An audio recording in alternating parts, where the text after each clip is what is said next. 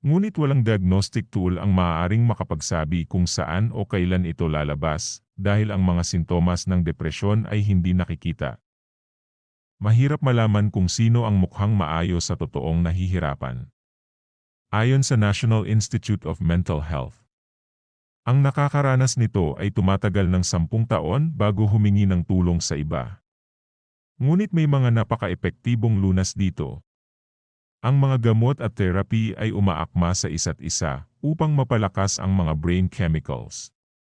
Sa extreme na kaso, ang electroconvulsive therapy ay gaya ng controlled seizure sa utak ng pasyente ay napakalaking tulong din.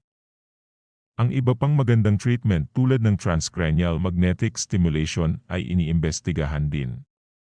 Kaya kung may kakilala kang nahihirapan sa depresyon, hikayatin sila ng malumanay at sabihin na tignan nila ang ilan sa mga opsyong ito.